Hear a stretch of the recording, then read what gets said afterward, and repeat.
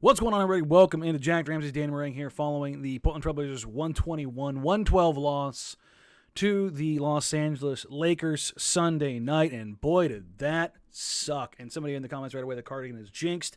I'm super pissed because the cardigan got a lot of compliments tonight.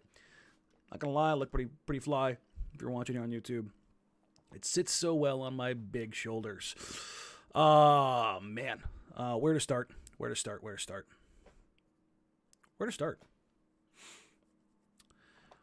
They blew a 25-point team to a crappy team. Like, it's the NBA. Dudes are dudes. LeBron James is, goated. All that stuff. They're a bad team. But the Blazers might be too. Let's got to run down just everything that happened this game. And then we'll kind of get into it. First quarter, start of the game. Lakers come out, I believe it was an 18-4 lead. Lakers started 4 of 4 from 3, which, not supposed to happen. They end up going 4 of 8, and that kind of spells out how things started for the Lakers. The big thing was Braun and Thomas Bryant going 4 of 4 from 3. The Blazers came out with a good game plan, I thought. Genuinely. I thought they came out with a good game plan. They came out, forced non-shooters or guys who haven't shot. And I saw some people like, Thomas Bryant's an okay three-point shooter. He hit 14 threes on the season coming into the game. So, yeah, when you look at who's out there, Thomas Bryant, Patrick Beverley, Troy Brown Sr., Troy Brown Jr., LeBron, Dennis Schroeder, like, you're okay with Bev taking shots, Thomas Bryant taking shots. LeBron taking, especially threes. Like, I thought it was fine, but they just came out flat offensively and just walked into a couple threes and kind of pit-patted around. And then, well, they started hitting shots. Anthony Simons knocks down a 3. Josh Hart knocked down a 3 later. Nasir Little came in, spurred them. But I thought their defense was fine. Genuinely. The Lakers had 5 turnovers in the first quarter, and after, Thomas Bryant's threes and LeBron's threes stop falling, and they miss those shots, and they get a few turnovers. The Blazers get out and run in transition. I thought they closed the quarter fine, but they opened it horribly. They got down 14, so it was 18-4. They effed around and found out. But also, part of that is the Lakers just hit shots the Blazers didn't to start. Didn't like the attitude. I didn't like how they came out. But again, I like how they responded. And I don't really want to give credit, but I want to be honest with how I thought the game went. And then the second quarter happened, and the Blazers absolutely shredded the Lakers. Outscored 45-13 in the quarter. Blazers hit 14 of 23 shots, go 8 of 9 from the free throw line. They get 12 assists in the quarter to only 2 turnovers. The Lakers have 7 turnovers. The Blazers run out. They got second chance points. They outscored the Lakers 12-0 in fast break points.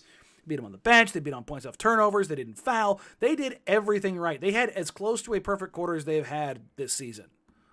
It was tremendous. Simons goes nuclear, hits 5 of 6 threes, 17 points in the quarter. Dame was a plus 32 because he played every second of the second quarter.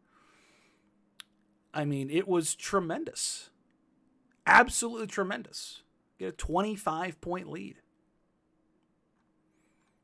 25-point, which is crazy is you think about it, the Lakers at one point in time had a 9-point lead in the second quarter. The Blazers end up taking a 25-point lead. It's a 34-point swing. But then the second half starts and get 41 points in the second half.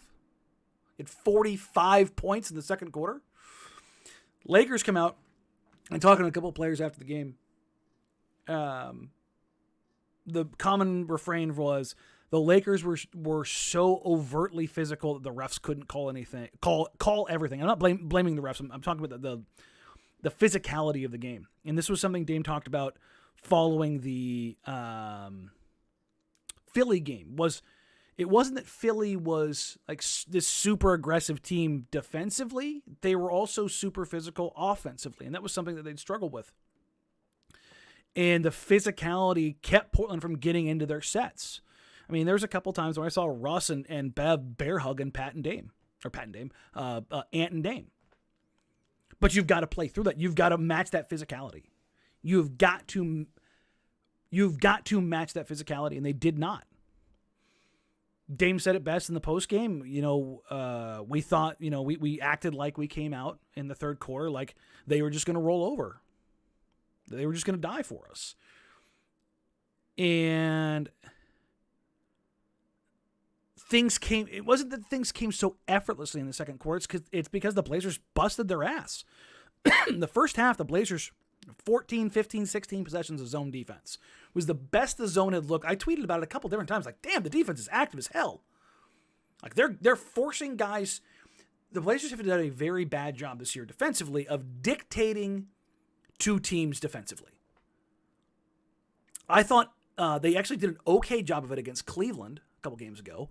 And people are like, well, what do you mean? The lobs to start the game. I'm not talking about the first couple possessions. They figured that stuff out.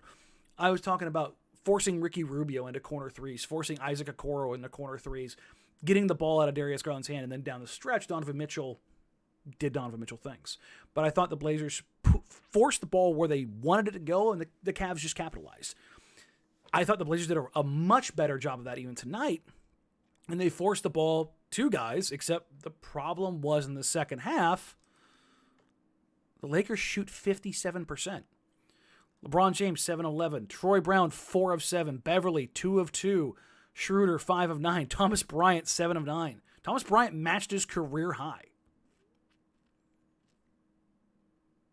17 and 10 in the second half alone. In the second half alone. I really need to talk about the fourth quarter because the game was kind of, you could feel it was almost a lost cause because they just weren't matching the physicality. Lakers ended up winning 121-112, and a lot of questions were asked in the postgame. This is where I want to kind of get to, and this is where I think it's more important than the singular result of the game. But, Chauncey was asked about making changes in the lineup. I think we've reached that point. And the very simple one for me is starting Nas over Josh. Hart had an okay game tonight. He took the threes that he needed to take. And then Hart had an okay game. Hart had a good game tonight. Hart was 13, 10, and 7. 4 of 8, 2 of 5 from 3, 3 of 4 on the free throw line, like 2 steals. He was active. But I think they just need a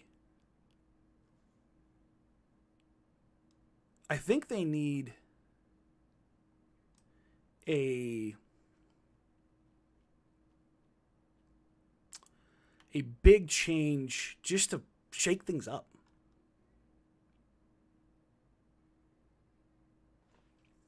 I think it's the big thing.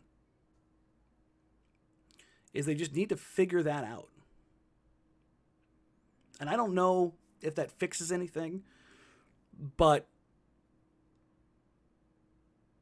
the big thing for them really is that something just needs to change, and that's the easiest thing, and that's not an easy thing to do.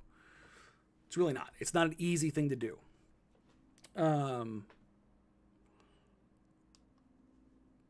But they need some physicality. They need some juice. They need some oomph. And that's not...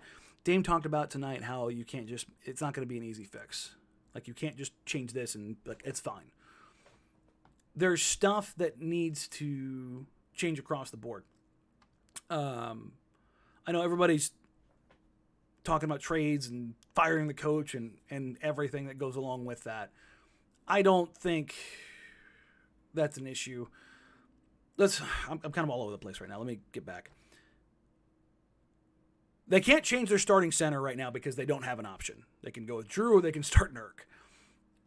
I thought Nurk had been really good over the last couple weeks. Not really, really good. Just been so much better, particularly finishing, being smarter, doing stuff. The last 3 games, he's been a dumpster fire. He's been borderline unplayable. He's been in foul trouble. He's been inconsistent. He's been reaching. His physicality has been completely gone. I felt like Chauncey was basically sending a message to him tonight. I thought Nurk just did not bring it. And that's not the only reason tonight. I'm going to go down the list. Nurk played 9 minutes in the first half, almost 10 minutes, and had 2 points, 2 assists, 1 rebound, and 3 fouls.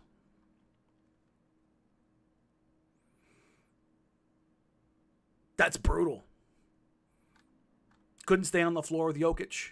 Couldn't stay on the floor with Embiid. And that's a tough task. I get it. But he's been non-existent. I thought that he didn't bring it tonight. And when it came down to it, Chauncey threw him back out there in the second half. I think it was his second shift. Nurk played 6 minutes in the second half. 6 minutes from your starting center. Like, that's tough to overcome when you're already playing small. Like, that's a tough ask, man. Especially against the Lakers when, again, they're relatively bigger in some spots, but then they go super small, and it's... That's tough. That's super tough. I thought Dame had a rough night. I thought he forced some stuff, even in the first half. The first half, Dame was 2 of 7, 1 of 5 from 3. Had 5 assists. His floor game was really well. 0 turnovers. Took really good care of the ball. I think he was just missing shots, but I thought some of the stuff he forced because he just wanted to punch Patrick Beverley in the face. Which, I mean, I understand it. I get it. But in the second half, Dame's, 3 of 10? 2 of 8 from 3? Again, only 1 turnover. But I think he saw what was happening. He was trying to will it. And here's the thing. Without Nurk on the floor, I like Eubanks. I really do. But the difference between Nurk and Drew, when you're talking about screen setting and the familiarity and how those pick and rolls come and go, when Nurk's not on the floor setting those screens, that's insane. Like it's not insane. It's not the same. And when that happens, you lose that, and that's the bread and butter kind of falls away. I don't want it all to be bad. I thought Ant and Nas were really good tonight. I thought Ant found his jumper, and I thought he looked really good. I thought he was aggressive. I thought when Bev pissed him off, he came out there and decided to absolutely cook. What he finished? 12 of 20, 7 of 13 from 3? Yeah, 31. Good to see Ant back. Good. I mean, you could see it was when he knocked down a couple threes, he left one up there for a little bit, and you could tell he was like, thank God. And which I think we all were too. And again, Hart had a good game. I thought Jeremy was kind of just a very normal Jeremy game. What's interesting was I didn't feel the lift from GP2 tonight, but I don't know if it's kind of his job, and also like he can't be the only one that brings that nightly. But man, they were missing the juice.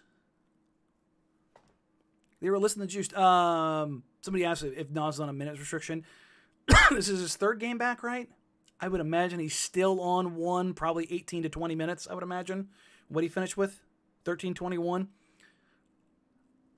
I definitely would have liked to see Chauncey go back to him. Like, if you want to talk about all of the coaching stuff in a nutshell, I think that one can be... I think you can pick that one apart a little bit. If there's 2 things tonight that I think I would be nitpicky about when it came to coaching, it was not going back to the zone when it was so successful in the first half. Like, they beat the Lakers to death with it. And with a team that can't shoot, what do they end up shooting? 10 of 30 from 3? With a team that can't and typically won't shoot threes, I would have probably tried to steer back in that way, and I would have probably tried to get Nas on the floor a little bit more. Which I think Chauncey tried to do by going with that super small lineup and putting Nasir at center. because he basically played like 2 7.5-minute shifts. But I mean, we're talking more micro than macro. The macro is tonight is the Blazers give up 62 points in the paint. And according to Cleaning the Glass, this was true, excuse me, before the game. Let me try and double check it. It may or may not have updated. Let me check the league shooting lines here. Last I looked, I asked Chauncey about this, and it's something, it's difficult for them defensively. Defensive shooting frequency at the rim. The Blazers are still the worst in the league. Blazers are giving up more shots at the rim than any team in the league. League average is 33.5%. The Blazers are at 38.7%. Where do the Lakers live? At the rim. It's not at the three-point line.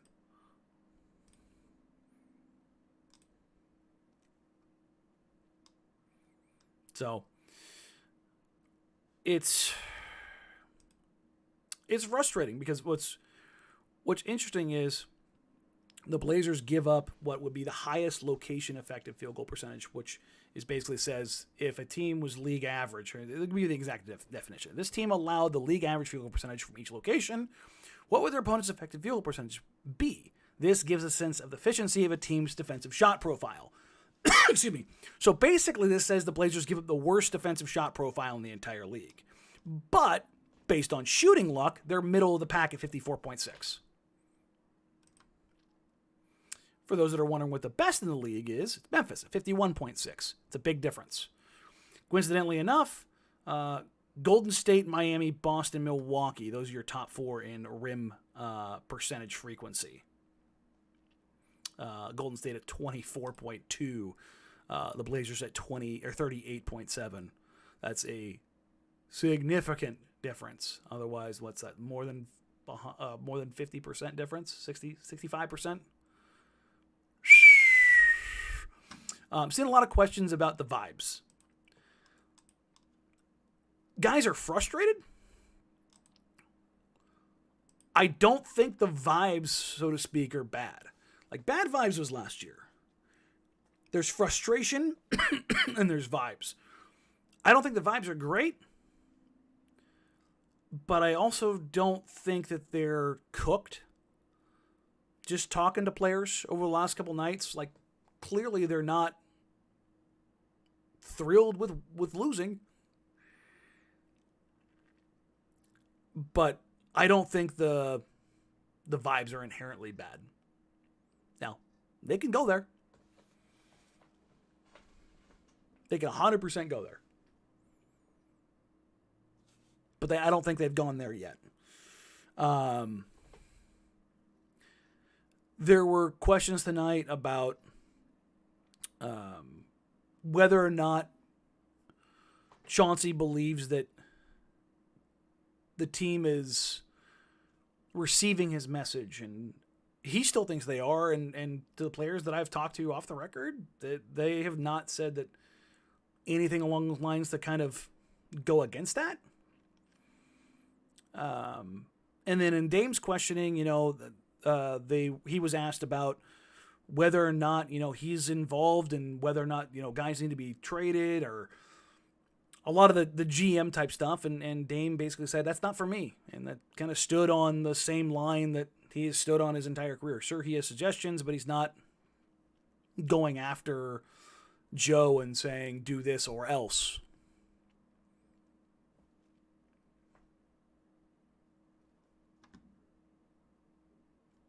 It's just a funky place for them to be right now.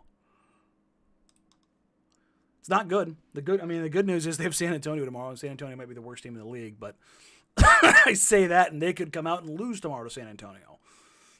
They're not in a good spot.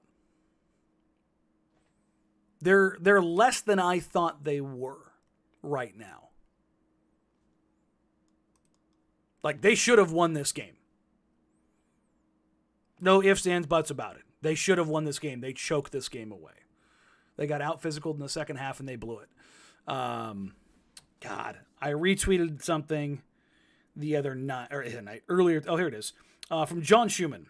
The Mavs had tied the Blazers for the most losses in a game led by double digits, but Portland retook the lead by becoming the first team this season to lose after leading by 25 or more. Portland has lost 11 times when leading by 10 or more. The thing about this team is they're not bad. They're getting up on teams. They're just finding new inventive ways to faceplant. That's the thing. Guys, they're not going to just tank. Stop. I beg you to get that out of your head. Beg you. You were not sitting your entire starting lineup. My God. They lost 21 of 23 down the stretch last season, and that got them 7th. It's, my goodness, there's no path to it. Get it out of your head. Take that really terrible idea, ball it up, stuff it in a cannon, and shoot it into the sun.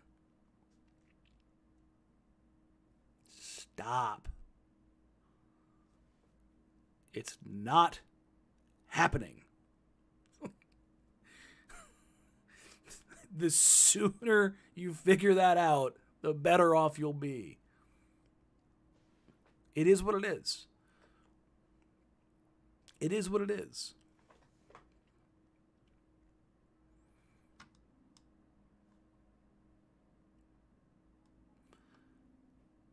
They will find a way to win some games, to win enough games to where they'll be a lottery team, but they're not going to be down at the bottom when it's all said and done.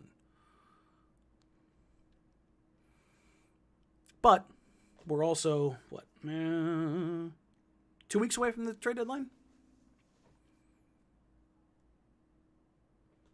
Again, I don't expect them to make a massive, massive trade.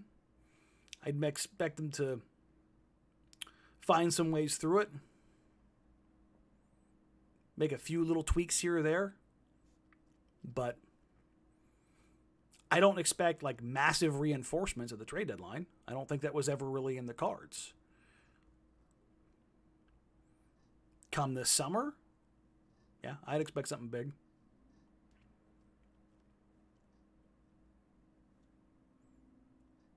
They are kind of who we thought they were. I mean, they're within 3 or 4 games of it. And I hate the whole idea of I hate saying that, oh, they're only, 4 games back or 5 games back from 4th or 5th. And it's like, yeah, no shit. At the same time, you have to win some games. The flip side of it is, yeah, there's still only a handful of games out.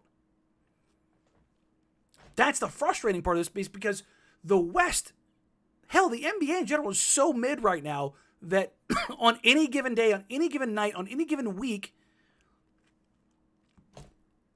you can step either 4 places up or 4 places down.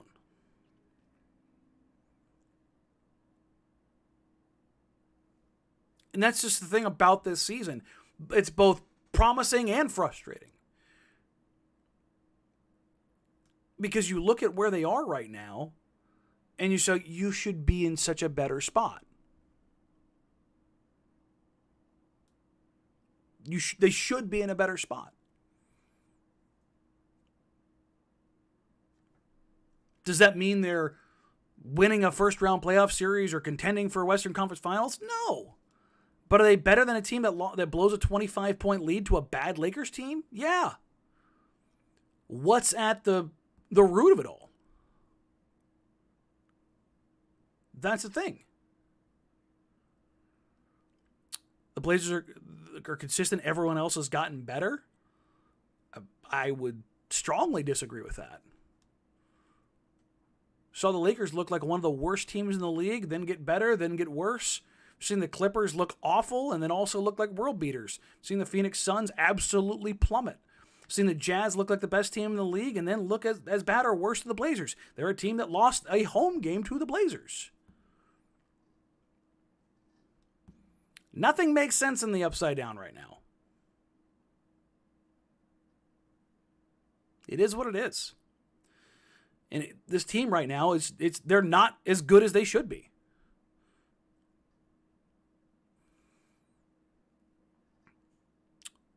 Why do I think the Blazers have trouble maintaining consistency, whether it's quarter to quarter, game to game, road trip, month to month?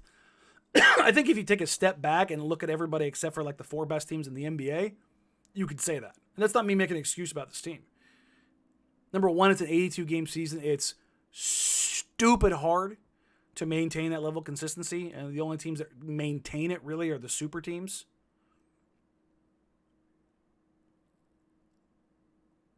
Trying to figure out the consistency and being consistent is what great teams do.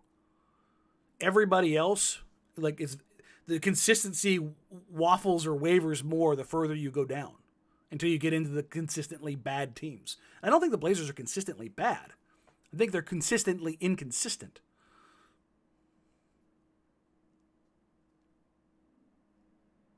That's the thing. And I don't believe this team is like a 50-win team. I profile them as a 42-win team.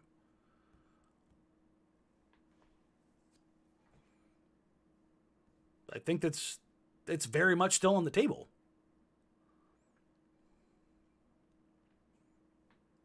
You know, as dumb as this season has been, I don't think they're the team that went 10-4, and I don't think they're the team that lost 5 in a row.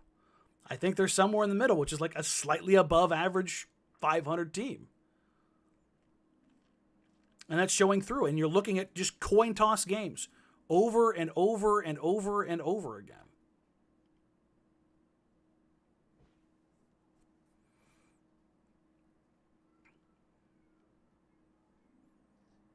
I mean, looking through the comments, clearly people are frustrated. I get it.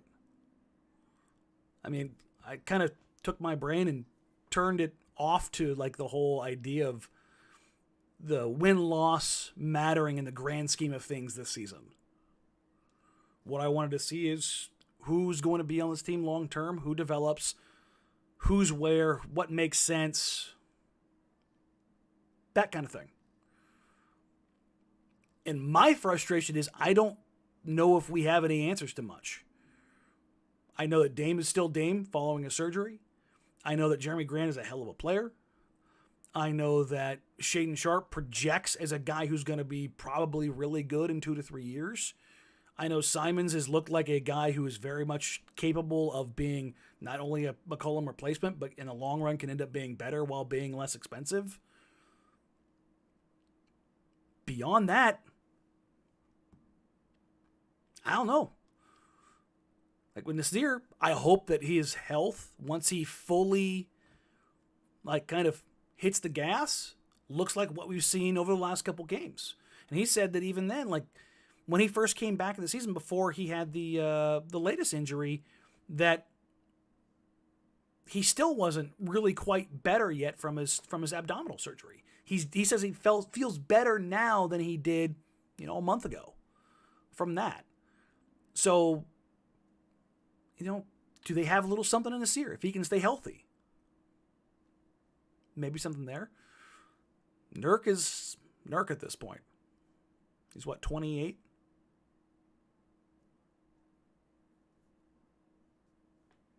Like, I don't know how much more you're expecting or hoping or getting out of him. Beyond that, you got some young guys that maybe you see some things in, some opportunities, but I don't think this is the season for shoving a bunch of rookies out there. They did that last year. I know the immediacy is to just panic as the sky is falling, the world is ending. They go back and they win tomorrow against the Spurs. Does it right the wrongs? No. They just beat a team they're supposed to beat. Like, that's just,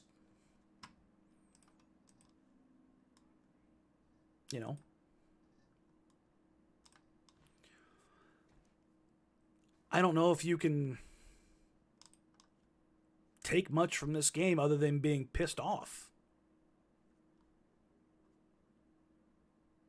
I'm irritated by it. I don't want to talk about a crappy team.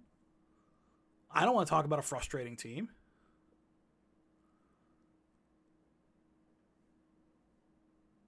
I don't want to have, people in my DMs endlessly talking about, They screwed over. They got screwed over in that CJ trade, or they got screwed over in that Covington trade. And it's like you're sitting there looking at their roster and you're going, they've got guys that they haven't had on this team in years, but they still don't make sense. Like there's still problems. They're still trying to figure things out. I wish that, things made a lot more sense. I wish they were better. But I mean, I can only talk about what they do on the floor. But the great thing about 82 games is that tomorrow you get the opportunity to go back out and do it again. I think more than coming out and beating the Spurs tomorrow, I think the most important thing is how they come out tomorrow. I mean, yeah, winning obviously is huge. They dropped that game and I'll let you guys go. The sky is falling. But more importantly, it's how much give a shit do they come out with? I don't think Chauncey has lost the locker room by any means. I don't think that they're tuning him out. I think that there's just stuff that they just need to figure out.